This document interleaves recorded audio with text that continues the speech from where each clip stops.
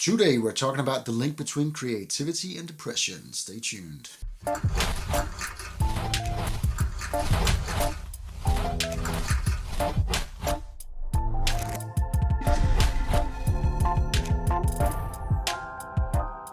Hey there, YouTube, and welcome back to the channel. This is Inkstainedpanda, the place on YouTube where we discuss arts and do tutorials and stuff. Today we're going a bit off topic, and then again, not so much. I thought I would do a short video series about art and psychology. Sounds intriguing, doesn't it? And in today's episode, I'm gonna be touching down on something that I have personal experience with, and that I think really exists a lot out there in artistic people, in creative people, and that is the weird link that there is between being a creative person and having depression as a companion in life.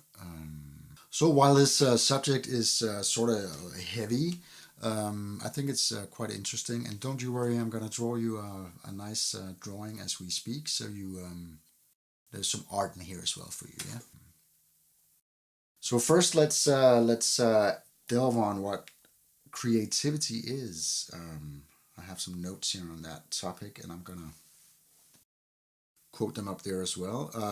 Creativity is a noun, and it's explained here as the use of imagination or original ideas, especially in the production of artistic work. I have another quote here for you from. I found this on YouTube, actually. If you're interested in this topic, there are tons of videos out there on this. This is from a psychology book of sorts, but I found it very true, actually. It says here that creativity can be viewed in various ways, and although it's a difficult concept to define for scientific purposes, the creative person is most often considered one who takes novel approaches requiring cognitive processes that are different from prevailing modes of thought or expression. Thinking differently from others is therefore a prerequisite for creativity. And that is actually, I find that to be very, very true, you know. I have myself been creative most of my life, and I've also had a number of depressive episodes in my life. So I've often pondered, is there a relationship between the fact that I'm a highly creative person and the fact that I have a tendency to depression?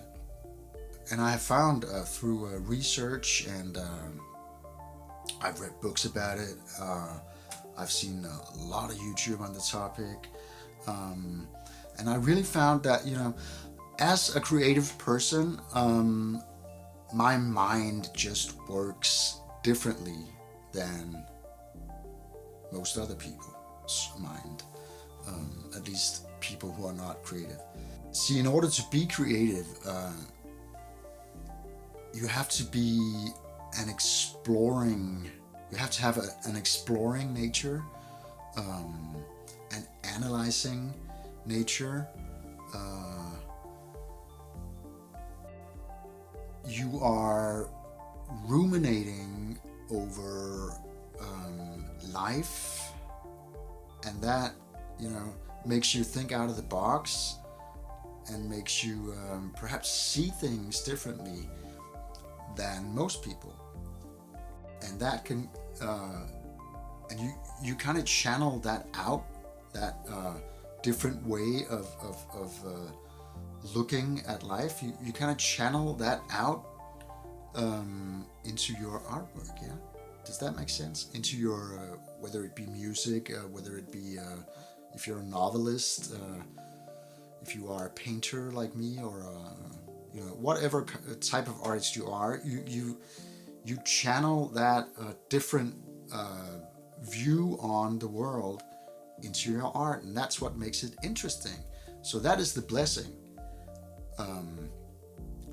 The curse that also comes with this blessing, at least if you are like me, this explorative, analytic nature of my brain also makes it so that I am overthinking. I am ruminating on all kinds of weird shit in my head. And I can give these thoughts so much thought that, it just possesses my mind, yeah? Another typical trait of artistic people is a kind of perfectionistic approach to their work, meaning that they have a perfectionistic approach to life in general. Also, there is self-doubting. Is my work good enough? Is the quality of my work good enough? I am my own worst critic, for sure, man. It rarely happens that I make a piece of art, stand back and look at it and just go, wow, that is perfection. That never happens. There's always something wrong. There's always something that I could have done better. There's always something that, I kind of stumble in that manner. And because my mind works that way, regarding my art, it works that way regarding my life as a whole. So being creative, for me at least, and for so many other artists, means that I have a companion with me that is dark and destructive. Yeah? That is the depression monster, yeah?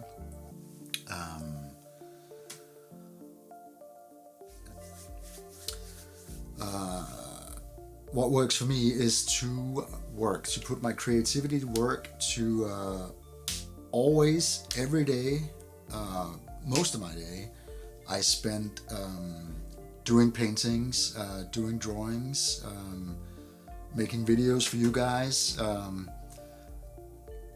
I really embrace my creativity, and that really holds the depression at bay. It's been quite a while since I've had a depressive period, and I know it's going to come back to me someday, because it's right there.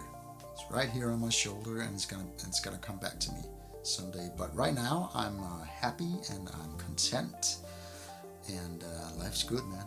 So it seems that creativity and depression go hand in hand somehow. I know it has done so for me throughout my life. But there are also many examples of artists who have had very depressive lives. Yeah, Kurt Cobain of Nirvana blew his head off with a shotgun at the height of Nirvana's success. Amy Winehouse, the British singer, had substance abuse to a degree that it killed her. Vincent van Gogh cut off his ear. Edward Munch was clinically depressed. The list goes on and on and on and on. So is there a link between a creative mind and depression? I think there is. Also, it needs to be said that when I talk about depression, it's because that is my personal burden. Many artists that I know of, and many famous artists as well, have had bipolar disorder, which is, in some extent connected to depression, in that bipolar people experience depressive periods, but they also have these manic periods where they just whip out work and don't need sleep, don't need food, just whip out work. Just whip out work. I'm not bipolar, so I do not have the benefit of those manic periods, but I do have depressive periods. So yeah. So YouTube, that's going to be it for today. If you enjoyed this video, please consider to subscribe so you don't miss out on future videos. Now I'm kind of curious actually if you guys have experienced any type of link between your creativity and maybe depressive episodes or stuff like that. I'd love to see comments in the comment section below about that, because I find this topic very, very interesting. Yeah. So on that note, that was a little bit about art and psychology, and yeah, I think I said enough now. So until next time, keep drawing.